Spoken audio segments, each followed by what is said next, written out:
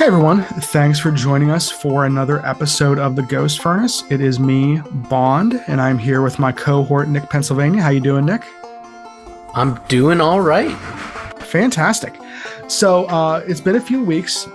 Nick and myself have been very busy, but we have not been idle.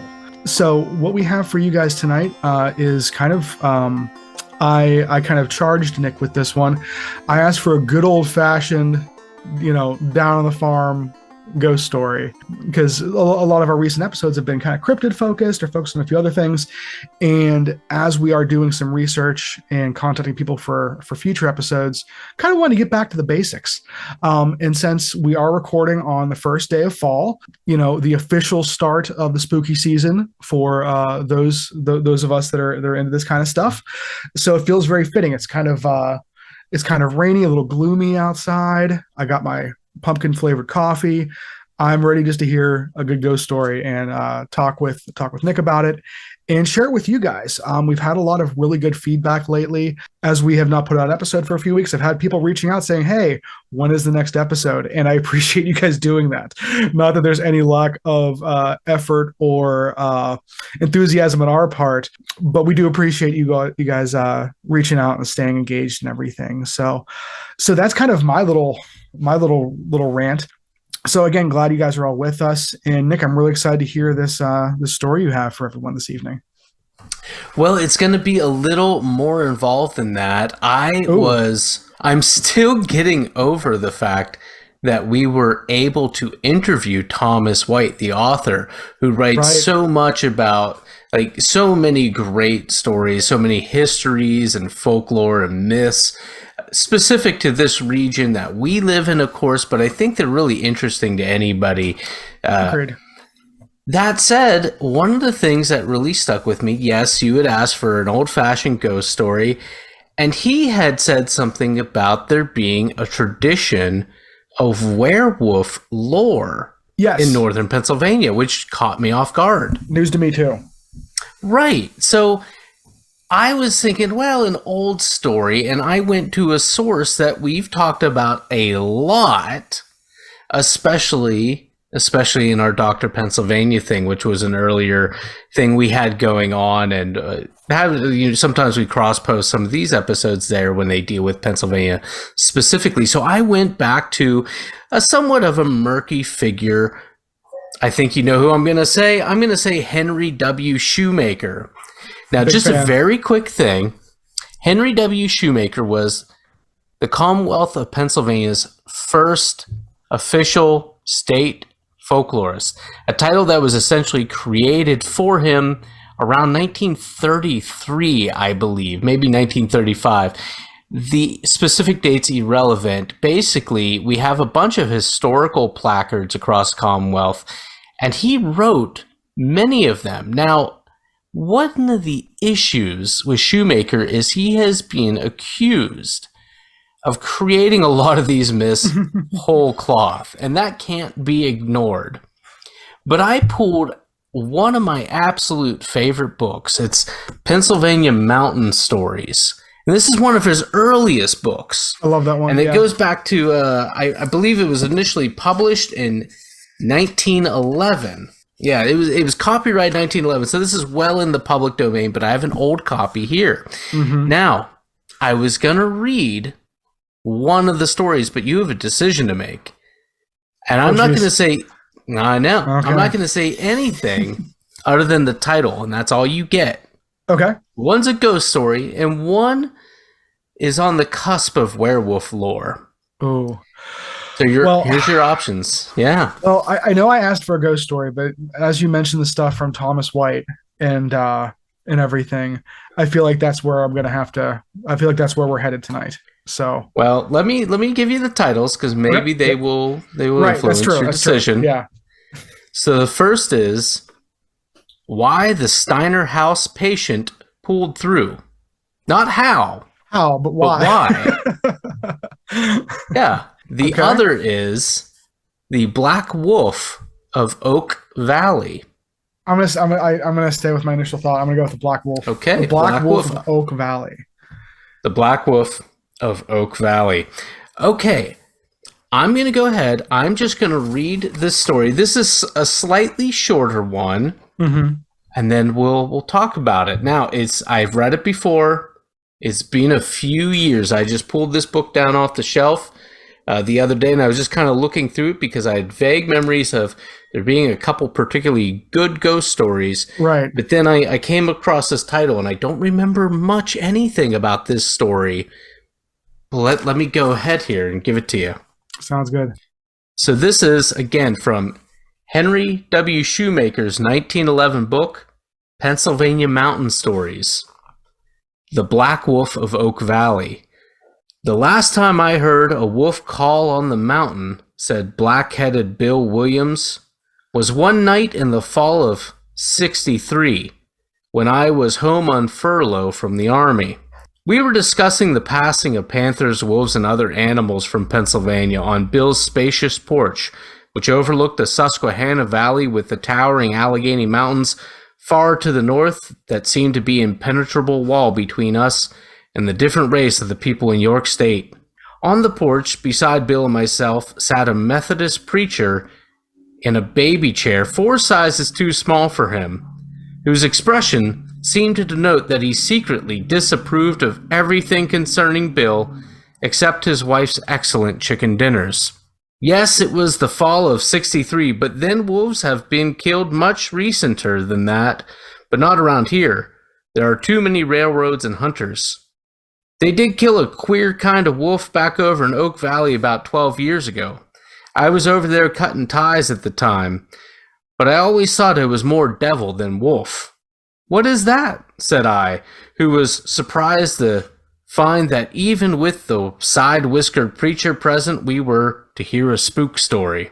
Well, said Bill, there was a fellow over in the east end of the valley named Silas Verniger, a lazy cuss who never cut a cord of wood in his life, and one Saturday night he was at old Tommy Mertz's hotel in Youngmanstown and got into a row with a couple old farmers, and before they could stop him, he had shot them both. One died, and one was on his horse off to the mountains. After a couple weeks, he tired of playing catamount, and at night used to visit his wife and children who lived in a log cabin on the outskirts of Jacobsburg. At first, people did not like to tell on him, but it leaked out, and a posse surrounded him one morning before daybreak. But his old dog gave the alarm, and he decided not to come out. The constables then decided to go in after him, and standing in the second-story window, he riddled 2 of them with bullets as they were battering down the door with a fresh-cut telegraph pole. Verniger kept up the shooting until his ammunition was exhausted, and then one in the posse, I think it was Sam Himes, pitched some burning rags through the garret window and set the house on fire. Mrs. Verniger and the 2 little ones ran to safety, but Silas shouted he would never be taken alive and coolly cut his own throat with a razor. When he didn't come out, the crowd ran into the burning building and found him lying dead. They were just able to get his body out before the roof fell, and they laid him by the well until the coroner came. After that was over, the question came up about a funeral. The Lutherans had a graveyard, and so had the evangelicals, but there was a kick from both parties about burying a murderer and a suicide in consecrated ground. And besides, they said, Silas' father was Jewish, so to quiet things down, he was buried after night in the center of a grove of thrifty white oaks not far from the road that runs from Jacobsburg to Youngmanstown. All was well until the cold weather came on. Then the children said they saw a big, black, shaggy dog hanging around the oak grove.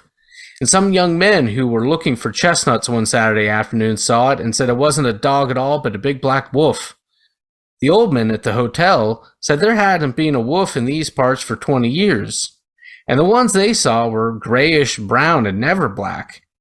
Finally, old Ira Slopey saw it.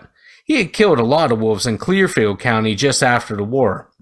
He was positive it was a wolf, but its color was a bit strange. He chased it out of the grove and hit it several times with stones, he said. He organized a hunting party, and 20 men, mostly younger fellows, went out to kill the ugly beast. They found it in the grove, scampering in and out among the trees. Sometimes it would stop and paw at the earth. "It's there to dig up that murderer's body and eat it," said old Ira. Just when they had it surrounded, it darted between the old legs of Ira himself, and 20 muskets and rifles were fired after it as it disappeared into the brush.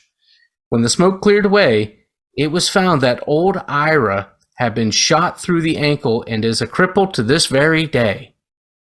That broke up the organized hunt, but several boys took their dogs to the grove, but they would not leave the high road, although their owners beat them soundly and repeatedly threw them over the fence.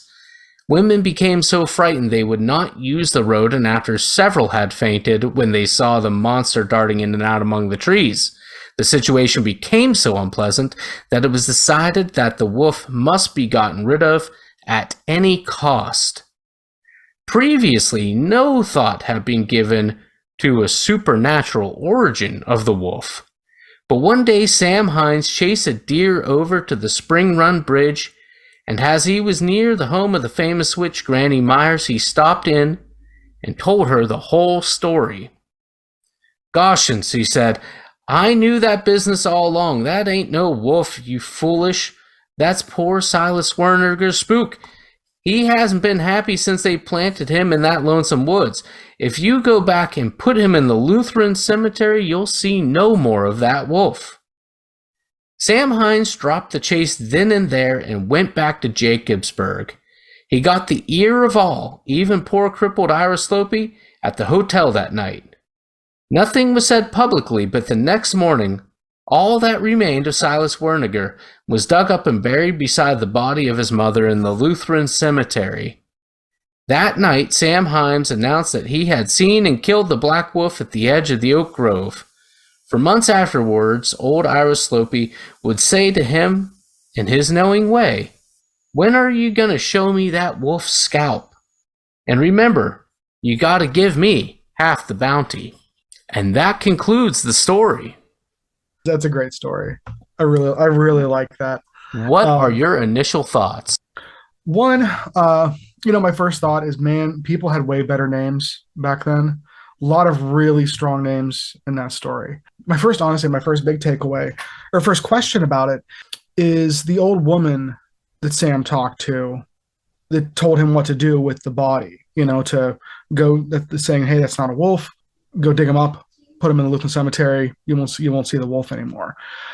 I kind of want to know what her story is, like who was this person that was able to kind of figure out what was going on when everyone else thought that it was a regular wolf. It sounds like, with everyone being scared of it and people coming after it and people not wanting to use the road and everything. So I think that's kind of interesting. I think it speaks to the storyteller who Shoemaker's talking to, maybe trying to get across that, like, the kind of the other, the unknown, paranormal stuff was something that not everyone at this time and place first went. It wasn't everyone's first thought, like, oh, this is a spectral wolf. It takes someone who has that perspective to come in and kind of set everyone else straight, almost, which is kind of a bit of a role reversal in a lot of these early folk tales, especially in a lot of Shoemaker stuff, where a lot of times the person who's a little superstitious is often like the butt of the joke, where in this one it is kind of the chorus, kind of the voice of reason. So I think that's interesting from a cultural and storytelling standpoint. My next kind of big thought is, like, why a wolf? Why a wolf, not a ghost? Which would be a little more, which you'd think a ghost would be an easier way, if that's what this, murderer wanted, to be, moved to the proper place. Was the wolf the best way to do it? That's why it's kind of an interesting correlation. So, do they get options? Right. Well, yeah. That's really the question: is there options? Is this something that just happened? Again, we always get caught up in the mechanism of these things. It's interesting that, if there was a choice, he chose a wolf, because that you wouldn't think that'd be the easiest way to do things. But I think that the fact that everyone thought it was a regular wolf at the beginning Well, so they thought it was certainly a flesh and blood wolf. Right. From the word go, it sounds like they were like, there's just something off about it. About there not being wolves in the area for such a long time and everything. Yeah, and the color was right, yeah, off. but you're right. It was flesh and blood that they presumed it to be. Right. So I think that this, and I think it's interesting. This story has, I think it says more about the culture of that time that the storyteller was trying to get across more than meets the eye initially, because I think that this isn't a traditional werewolf story. It's not like someone who has been cursed with lycanthropy or anything, or there's no anything like that. So it's just there happens to be a correlation between someone dying and a spectral wolf. Well, I want to pause there for a minute, because to me this is a werewolf story of a kind. And I say that because, okay, no, the person's clearly dead. That couldn't be any more confirmed that this everybody is on board. There's no way he didn't escape. This person is rather dead, fully dead. Okay? That is a doornail. DED. That's what they say. And the wolf, now it is a little open-ended, because the Sam Hines character claims who shot it, but this other person, Mr. Sloopy, right. Yeah, he is saying, when are you going to show me that pelt or scalp? It says in the story. So it kind of leaves it a little open-ended, but it seems like at least Sam, if he didn't kill it, was trying to convey to everybody that it was indeed flesh and blood, but it was still a manifestation of this deceased character, this murderer and suicide of a Jewish father and Lutheran mother. Yeah, no, and I think it's interesting that they do mention like the scalp or pelt at the end, because in a lot of early werewolf lore, the idea of a pelt being worn, or even a belt or another garment that was made from wolf was a big part of those early ones. So the fact that it kind of comes around, and at the end they mention that, I just thought, I'm not sure if that was like a nod to the tradition or anything at the time, or if it was just like what the utility of that story part or of the story was. I think so many of those tales that involve wolves, involve furs, come from the Teutonic tradition. And again, this took place in 63. I mean, okay, this is pre Hindenburg, so this is pre unified Germany, but the Teutonic peoples or Germanic peoples, if you look in like Grimm's fairy tales, I think where a lot of that comes from. And of course, it's my understanding that the Brothers Grimm were collecting essentially the oral tradition, folk tales of their era in place. So it would make sense that with so many Teutonic Germanic people living in Pennsylvania. I mean, the last name of the main character who was manifested by the wolf is Verniger. So I'm going to presume we're talking about a German person here. Right. So it seems like many of the storytellers. Now, is this a true folk tale that Shoemaker collected? Well, possibly. This might be one of the, because he always claimed that even the ones that were demonstrably not true were still ones that he collected. Right. People still told them. Yeah. Right. Now, some of those claims are very specious, but there's the whole scene about the Methodist preacher being in the chair too small for him and everything. I know people who are trained in deception are always told, put in little details like that because it makes it seem, but it makes it seem because that's what people who are remembering a story will do. Right. So I believe he may have legitimately heard this story.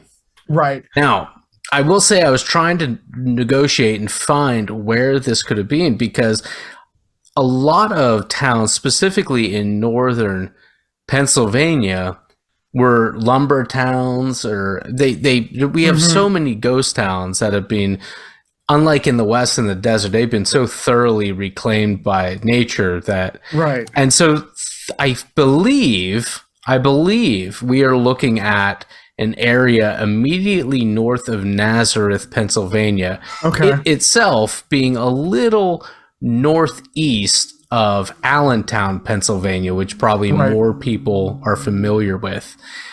Youngmanstown, I cannot find. There is a Youngstown that's down on the complete opposite side of the Commonwealth, though, down towards Greensburg, Pennsylvania. So I can't pinpoint exactly where this is, but I think that's where it is. I think we are just north of Nazareth, and I say that because the Allegheny Range runs immediately to the west of there, Right. immediately to the west. And we know too that Shoemaker spent most of his youth in New York City, Mm-hmm. and his mom's family had tracts of land just outside, between Lockhaven and Williamsport area, which this Jacobsburg is kind of in between those. Yeah, there is a Jacobsburg Road right near Easton, which is just outside Nazareth. So Yeah, that's exactly what I'm looking at. I bet there's, yeah. That And makes if the you most know sense. about maps, you know roads are supposed to lead to. So there is a Jacobsburg Environmental Center there now, There's- right on Bushkill Creek. The odds are that at least one of these places still exists, but it's likely being renamed. Mhm. But Jacobsburg itself seems to be more of a census designated area now, or possibly a ghost town, and the environmental center is on the grounds of the former town. That's all I can figure. Yeah, and again, that makes sense because, like, you know, like you mentioned, ethnically there'd be a lot of German folks in the area that, even if they weren't directly from Germany, would have a lot of these stories, and the idea of a werewolf would have been something familiar. There'd be a correlation to draw there, you know. And real quick, I realized I said Hindenburg. I meant to say Bismarck. It was Bismarck who was responsible, I believe, in 1869 for the creation of Germany as a country that we know it today. So Bismarck.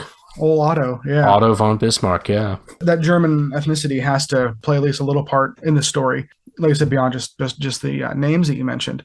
And I think it's interesting too that you have, whenever they're trying to get rid of the body and everything, you know, they didn't want to bury him in the cemetery initially, either one, for, you know, a few reasons.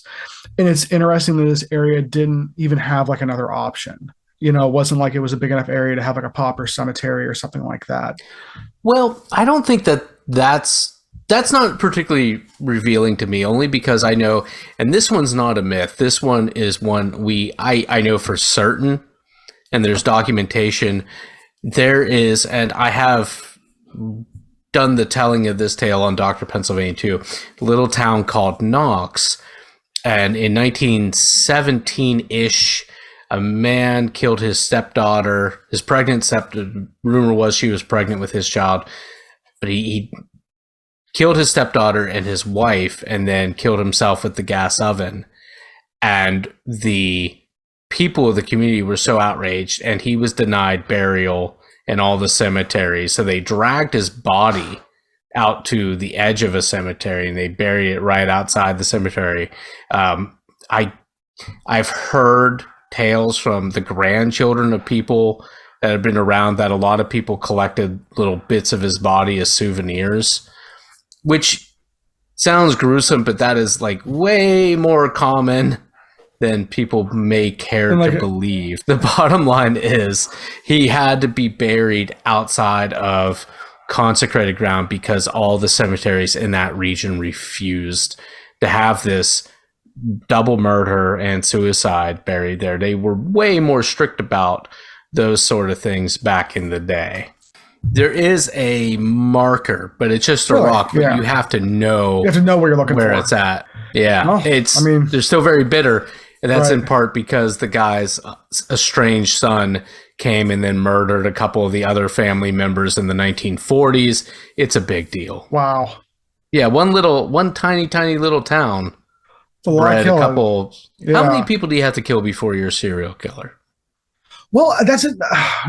They talked about Because that in I've always said like Mindhunter. this little tiny town, two serial killers. Well, there's a difference between serial killing, people going on sprees, mass. Like those are all like those are three different things.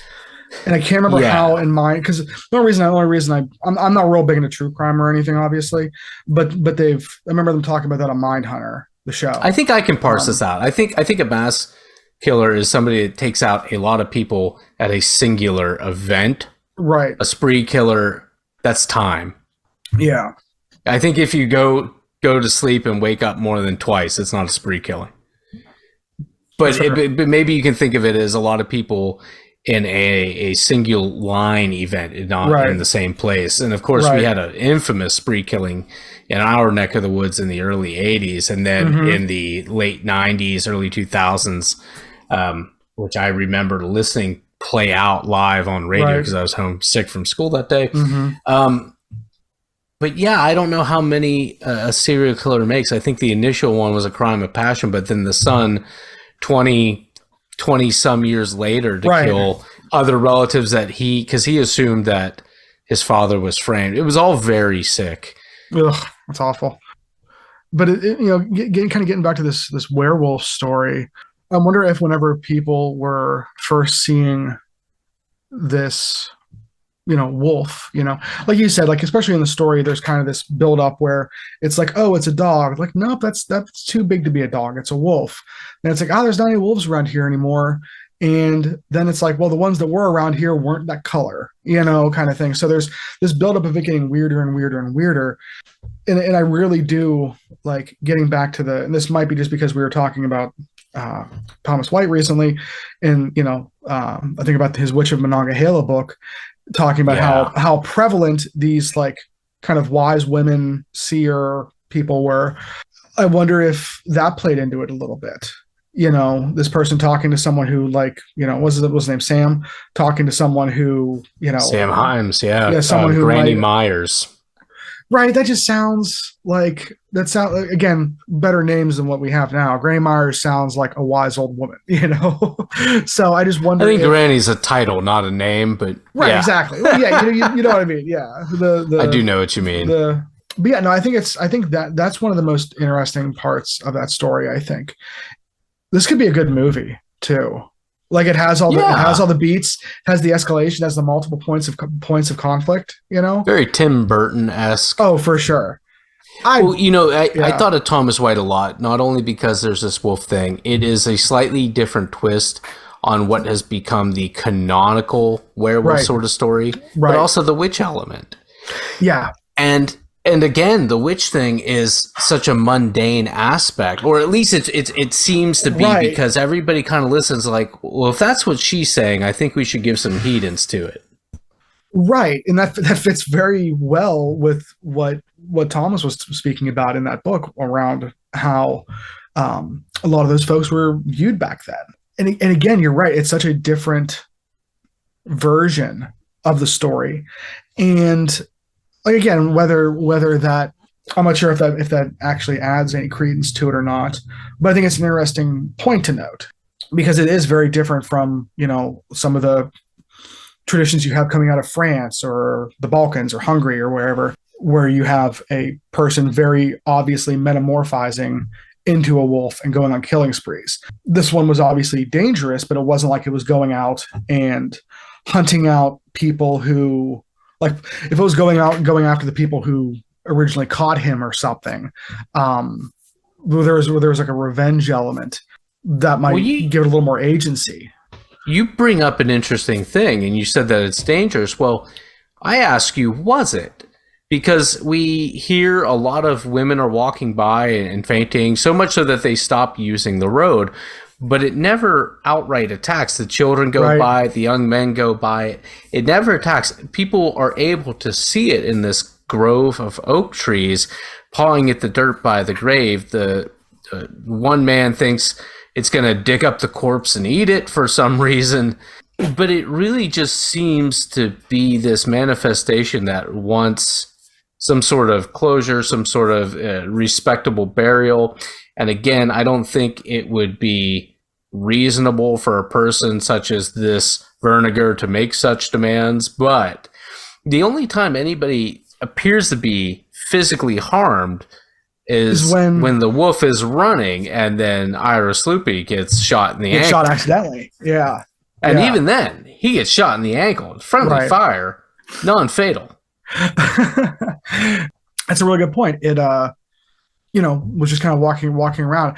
I guess in my head I was picturing it threatening people on the road, but you're right. By how it was told, it wasn't actually attacking people. Yeah, I mean, its presence certainly would have been threatening. Right. Yeah, if I was just hiking up in Moraine today, and if I saw a wolf on the trail up there, and even if it looked super chill, like real friendly, I totally agree. I'd probably leave too. I'd be like, And you see it darting in and out of the trees as it was described by witnesses doing, and I am in complete agreement with you here. But I think it's interesting too. Yeah. I was just saying, I think it's interesting too that that when they talked about the actually making, burying him in the cemetery and everything, like whatever happened for them, obviously to not, or whoever's decision it was, for them to not want to bury him there in the first place. You have to wonder how bad did this get with all these people that it made them kind of recant that position. That I was thinking very much the same thing. Yeah, like it's not like it was just like, oh, there is a nuisance, maybe spectral wolf in the woods, therefore we're going to change something that was obviously very important to them. It wasn't like I'm sure they didn't make that decision like on a whim. There's probably some serious thought into it. But the fact that whatever taboo or like whatever, however bad it was burying this guy in the cemetery, that had to be less than having this wolf stay around. And that was and that's assuming there was a correlation. That means enough people had to be like, yeah, move the body. Well, and I don't know enough about Lutheranism to know if but I know at that time, Catholics, any unbaptized person, this was typically young children, were buried in a separate section because they weren't clean. Right. They weren't absolved of original sin. I don't believe Lutherans have that, but I'm speaking from ignorance here. Right. But the only reason I bring it up is I didn't know if maybe they had a designated spot like that, like Catholics. That's a good point. That's a good point. Is there like, would that have been the compromise? Right. Maybe there was a way to do that. And but again, the fact that they were willing to even do that, like I imagine, digging up a body and moving it is probably not the easiest or most fun thing to do. And the fact Listen, every time I do it, I say it's a chore. Never is the last time I'm doing this. My gosh. But the fact that they were willing to do that, and I think that that tells you, I think, a lot about a story, that people are willing to like have a strong opinion one way or the other, and then the activity, or however you want to call it, gets bad enough they go, you know what, no, this is now worse, so we're going to do the thing we didn't want to do initially. I'm in complete agreement with that. And I think they might have to reroute the road so that people would use it, and that's, in the days before excavators and everything, that's a real nuisance. Right. We're talking 1863-ish. Right. And and that's like that's like the interesting part about some of these stories, is that it shows you what's important to people. And anytime you at a certain time in a certain place, and anytime, you have quote unquote paranormal activity that is correlated enough that makes people change their ways, as you will. I think it's interesting because, enough people had to think there was a correlation between what this seems to be a flesh and blood wolf and a murderer's body in a oak grove. So that means people had to think that was going to help the problem. No, I agree. So that is the story of the Black Wolf of Oak Valley. And we didn't even look up Oak Valley, Pennsylvania. Let me take a second. Oh, Oak Valley in Bucks County, Pennsylvania. Okay, so maybe that's something, but maybe it's nothing at all. I just last moment thought. But anyway, that is the story. Really curious about what everybody out there, what you're taking from it. We would love to hear from you. Brendan, is there anything on the horizon that you're working on? Well, I do have some books that I'm reading right now to try and get some stories from. So hopefully we'll have more of those for everyone soon. We also have some correspondence out to a few people, hoping to get some more interviews here in the near future, both with some specific authors and experiencers alike. So if you yourself have a story or feedback or anything at all, we'd love to hear from you. You can reach out to us on Facebook or Instagram, or you can send us an email at theghostfurnacepodcast@gmail.com.